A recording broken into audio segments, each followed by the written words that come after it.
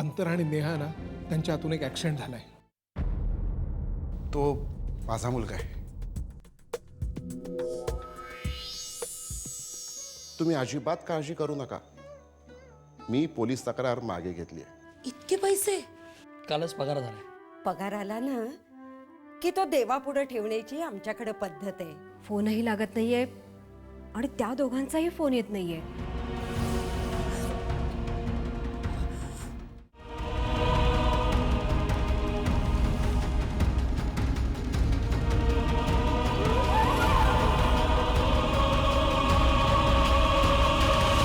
सावरे,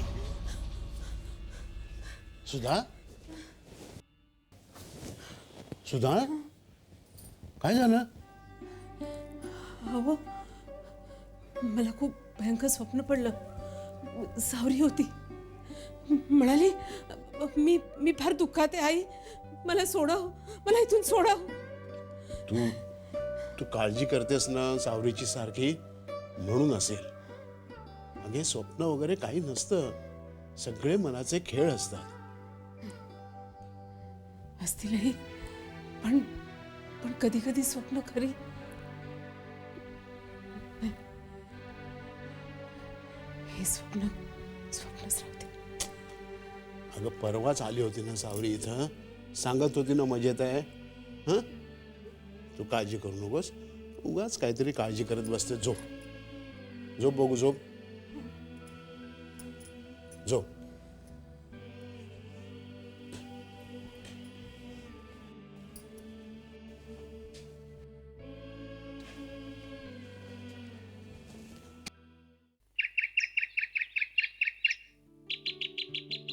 अंतरा, पुन्हा एकदा सावरीला फोन लावून बघ ना आई मी केला ग, खूप वेळा ट्राय केला. प्लीज, पुन्हा एकदा बघ ना. बरं. खूप काळजी वाटते ग.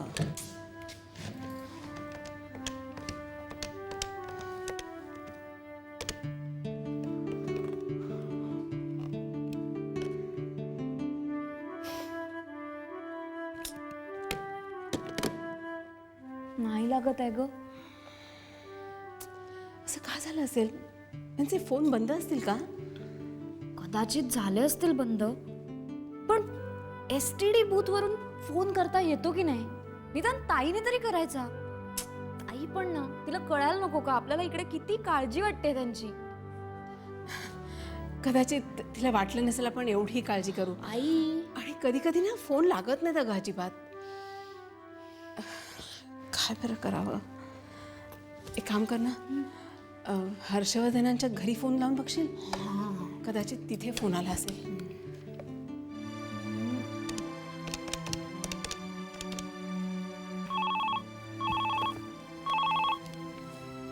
हॅलो.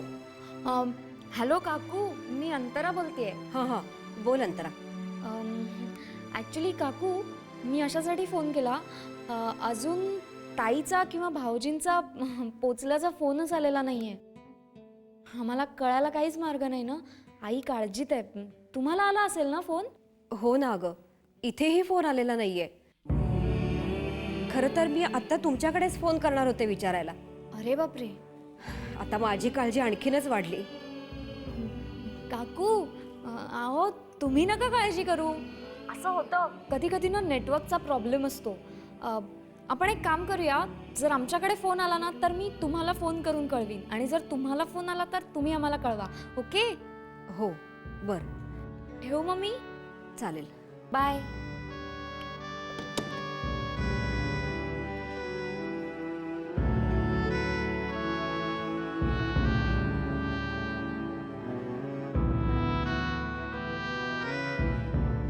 गेलेत कुठे येतो ग?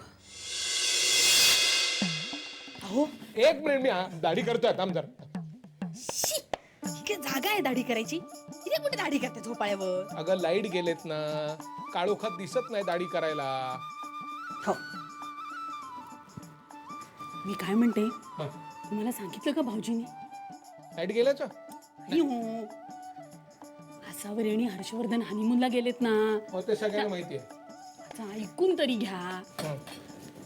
2 दिवस झाले, दोघांचाही पोचल्याचा फोन सुद्धा नाहीये. दोघांचाही फोन बंद आहेत. क्या बात आहे. अरे दोघांनी ऑफ केले असणार फोन, डिस्टर्ब करू नये म्हणून. मजा मजा आहे. मजा काय आहे, मजा काय आहे. 3 दिवस झाले दोघांचाही पत्ता नाहीये. एक फोन करता येत नाही आई वडिलांना आपल्या. एवढे काय प्रेमामध्ये अखंड बुडालेत जगाचा विसर पडायला. रोमॅन्टिक लोक असतात, ते बुडतात अकंठ. विचार काय एखादा. काय हा काय बोला तुम्ही काय. आता बसू नको. हे आरसा आला तर मान कापली झाली म्हणजे. उभे नाही बोलतो. बोल. हे बघा, तुम्हाला जेवढं वाटतंय ना तेवढं हे प्रकरण साधं नाही. हे गंभीर आहे. सुधाताई आणि भाऊजी किती काळजीत आहेत माहितीये तुम्हाला. मी दादाला सांगतो काळजी करू नकोस म्हणून. ते दोघे मस्त मजेत असतील. मी म्हणा, पण मला काहीतरी वेगळंच वाटतंय. काहीतरी विपरीत घडलं नसलं म्हणजे मिळव. बस जरा इथे. हा दाढी झाली माझी. बस. काय तू जो नेहमी विपरीत विचार करतेस त्याऐवजी चांगला विचार करत जा. म्हणजे असं की नवऱ्याला डबा दिल्यानंतर तो ऑफिसमध्ये टेबलवरती त्याच्या हातून सांडणार असा विचार करण्यापेक्षा नवऱ्याला पण डब्यात काहीतरी छान मसालेदार टेस्टी देऊया असा विचार कर. चुकलं माझं. तुम्हाला विचारायला आले ना, हे चुकलं. कळतंय पण वळत नाही. काय नाही इकडे. दाढी झालेली आहे. तू आता काम कर. लाईट्स आले की गिझर ऑन कर आणि येऊन सांग मला. नाहीतर गिझर चालूच राहायचा आणि या महिन्याचा अख्खा पगार विजेची बिलं देण्यात जायचा.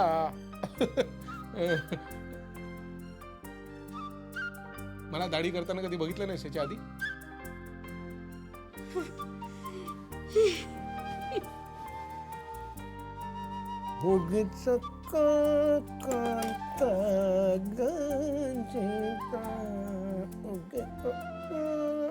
काय हो गायधनी सर, काय म्हणत होते मोहिते सर तुम्हाला केबिन मध्ये बोलवून? काय नाही हो, ते मयेकर मोहित्यांचे कान भरतात आणि मोहिते सर लगेच त्याच्यावर विश्वास ठेवून शिक्षकांना बोलून फायर करतात. या मयेकर सरांनी काय VP गिरी सोडून काय हेरगिरी सुरू केली की दिसले? हो अहो, मी जेव्हा वर्गावर शिकवत असते ना तेव्हा एक तरी चक्कर टाकतातच. मला साधी डुलकी सुद्धा घेता येत नाही आणि वर्गाच्या मॉनिटर्सना ते एवढे डोक्यावर चढवून ठेवलंय. म्हणे शिक्षकांविषयी काही तक्रार असेल तर माझ्याकडे येऊन करा. आता ही मुलं आपल्याविषयी तक्रार करणार. हो, माझ्या वर्गातली मुलं तर एवढी अतिशहाणी आहेत, माझ्या रस्व दीर्घाच्या चुका काढतात. पण तुम्हाला एक सांगू, काय? मला ही शास्त्र विषय शिकवताना स्वतःलाच कंटाळा येतो. आता हे पदार्थ विज्ञान शास्त्र, रसायनशास्त्र याचा प्रत्यक्ष आयुष्यात काही उपयोग आहे का? हे बीजगणित, भूमिती, राजे राजवाडे आणि त्यांचा इतिहास याचा आणि प्रत्यक्ष आयुष्याचा काय संबंध आहे? पण बाकी काही म्हणा, आपल्यासारख्यांना मिळालेली नोकरी टिकवून ठेवण्यासाठी असले विषय हवेतच नाही का? अहो पण या मयेकर सरांचा काहीतरी बंदोबस्त करायला हवा. खूप डोक्याला ताप झाला यांचा. त्यासाठी त्यांच्यातच फूट पाडायला हवी. मला शक्य वाटत नाही हो ते. कठीण आहे पण अशक्य मात्र नाही. आणि माझ्यासाठी तर नाहीच. साहेब मला बोलवलं.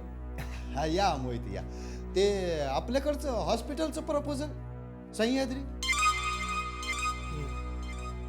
नाही, त्या हॉस्पिटलच्या इमारतीवर आणखीन 2 माळ्या चढवायच्यात मालकांना, अग्निहोत्रींना. आणि ते बाजूला काहीतरी एक्सटेन्शन पण करायचं म्हणतात. नाही साहेब, ते काम नियमात बसत नाही. मोहिते आवाज काय मनाचे श्लोक वाचून आलात का काय? आपण कधी नियमात वगैरे बसणारी कामं करतो का? साहेब, याआधी आपण लोकांची कामं केली असतील, ती भले बेकायदेशीर असतील, पण त्या लोकांनी कामामध्ये कधी कॉम्प्रोमाइज केला नाही. इमारतीच्या बांधकामाचा दर्जा नेहमीच चांगला होता. पण अग्निहोत्रींचं तसं नाही. तो चांगला माणूस नाहीये. गेल्या वर्षी त्यांच्या बिल्डिंगची स्लॅब कोसळून 4 मजूर ठार झाले होते. अग्निहोत्रीने आपलं राजकीय वजन वापरून ते सगळं प्रकरण दाबून टाकलं ही गोष्ट वेगळी, पण साहेब, हा हॉस्पिटलच्या इमारतीचा प्रश्न आहे. हा लोकांच्या जीवाशी खेळ ठरेल. तेव्हा मला असं वाटतं की आपण हे काम करू नये साहेब. मोहिते, आपण अग्निहोत्रींना अट घाल काय की मटेरियल चांगलं वापरा. साहेब, तुम्हाला असं वाटतं की अग्निहोत्री आपला ऐकतील? आपल्याला कामाचं सॅम्पल दाखवतील, साईटवरती घेऊन जातील? मोहिते, उगाच वाकड्यात शिरू नका. मी अग्निहोत्रींना शब्द दिलाय, काम व्हायला पाहिजे.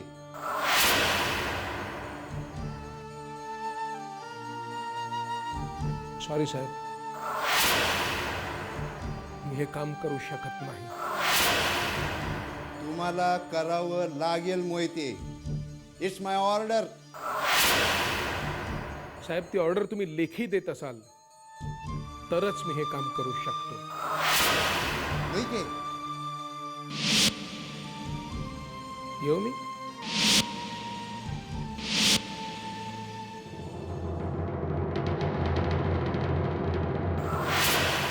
अभिनंदन. आज सकाळी तुमचा पेपरमध्ये विज्ञानविषयक लेख वाचला. खूप बरं वाटलं. Thank you sir. काय झालं? तुम्हाला आनंद झालेला नाही का?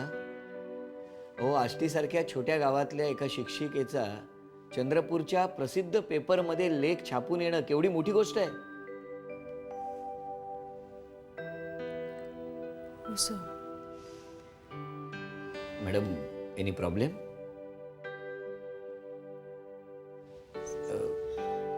काय झालं मला सांगू शकाल का? म्हणजे मी मदत करू शकेन. सर,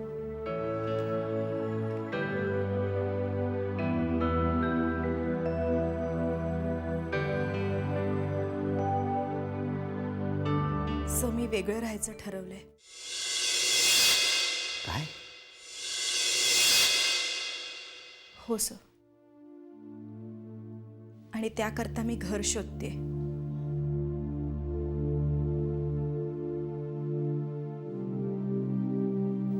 पण मॅडम, असं अचानक? सर प्लीज, मी अजून काही बोलण्याच्या मनस्थितीत नाहीये.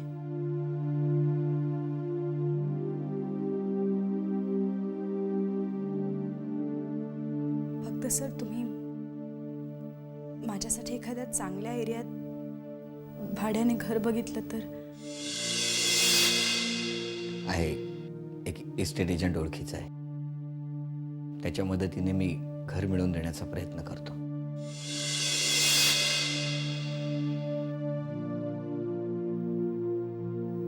Thank you sir.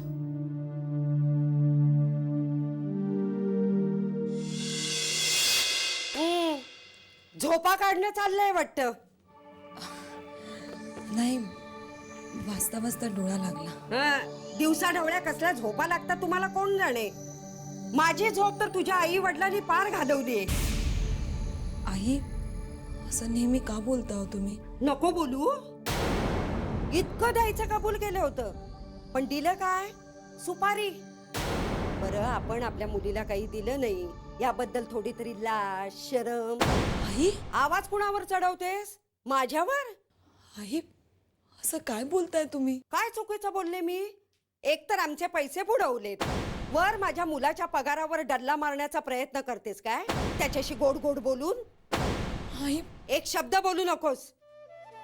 अगं, आम्ही आमच्या मुलाला वाढवला, शिकवला, त्याच्यावर एवढे पैसे लावले.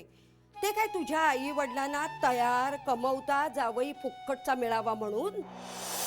कोणास ठाऊक खरंच चोरी झाली का चोरी झाल्याचं नाटक करतायत तुझे आई वडील. आई, माझे बाबा खोटं बोलत नाही.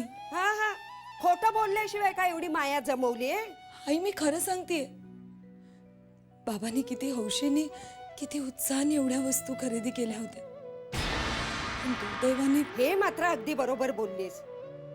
पण दुर्दैव तुमचं नाही, आमचं. म्हणूनच असा हातातोंडाशी आलेला घास निघून गेला. आई, बाबांनी कबूल केलंय, ते सगळं देणार आहेत म्हटलं ना. कधी? आमची हाडं मशनात गेली की आपले पैसे मुलीच्या सासू सासऱ्यांना मिळू नयेत, फक्त जावई आणि मुलीला मिळावेत, म्हणूनच त्यांची ही आयडिया असणार. खबरदार माझ्या मुलाला माझ्यापासून तोडण्याचा प्रयत्न करशील तर. आणि यातला एक शब्द जरी तू सचिनला सांगितलास ना, तरी माझ्यासारखी वाईट कोणीच नाहीये हे सांगून ठेवते.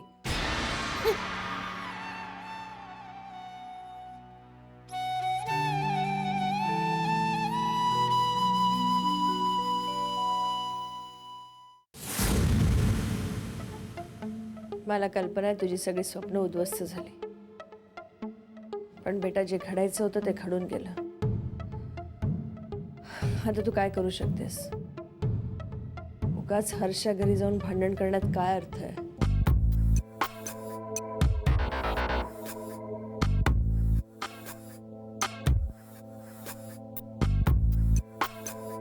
नो मम्मी,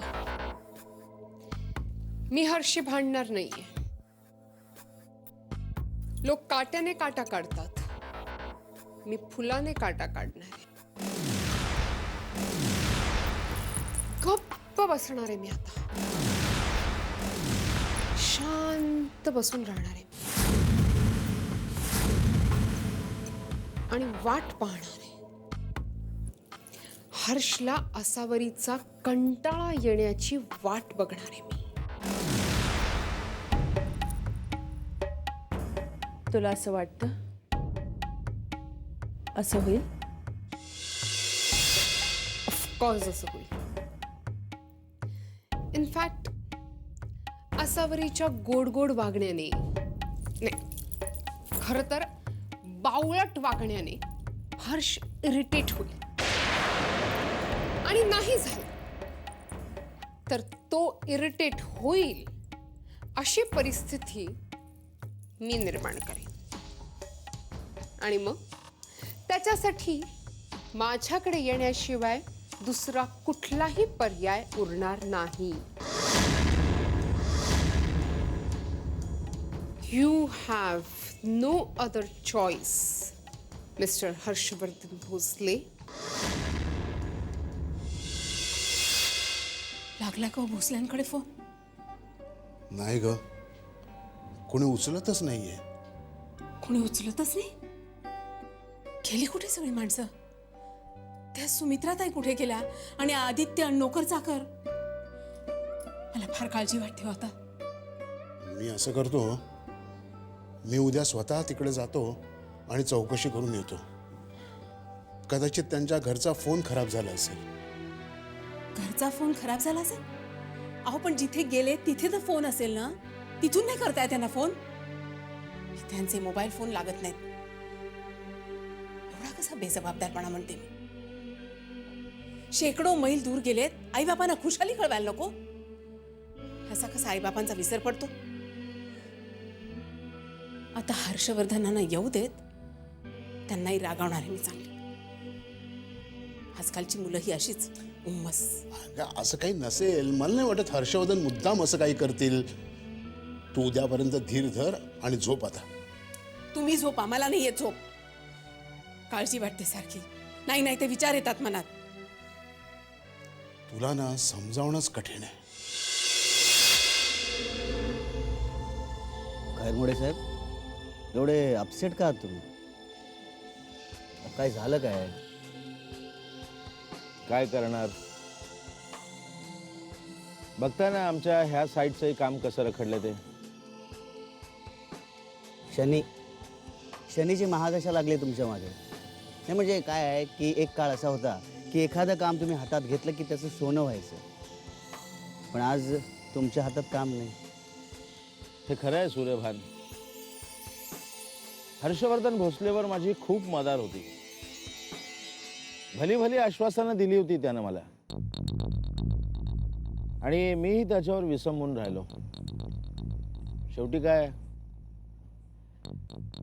त्यानं पानं पुसली आमच्या तोंडाला.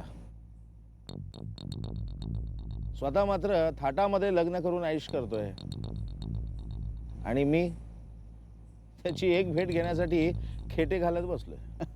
खैरमोडे साहेब, तो इतक्यात तुम्हाला भेटणार नाही. अहो आत्ताच लग्न झालंय तसं. उशिरा का होईना लग्न झालंय.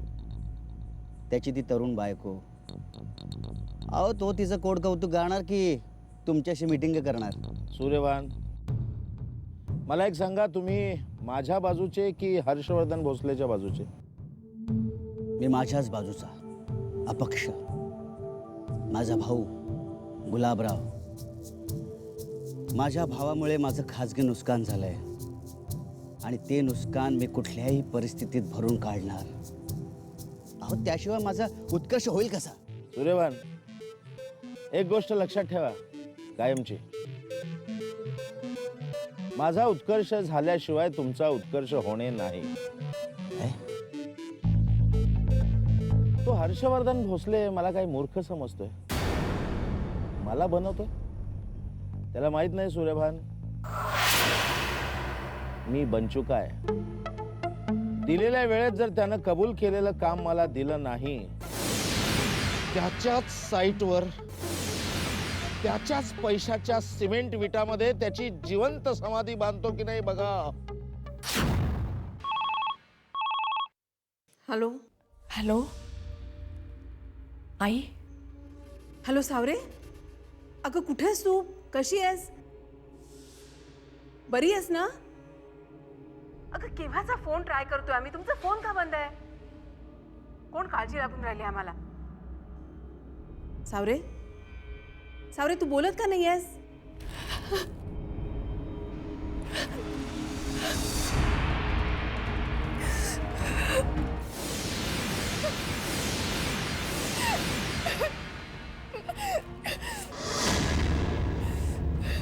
सावरे सावरे, अगं बोल ना. अगं रडतीयस का? काहीतरी सांग ना सावरे. आई आई आई अगं आसावरी, आले आले. आई मी तुला उद्या फोन करते. सावरे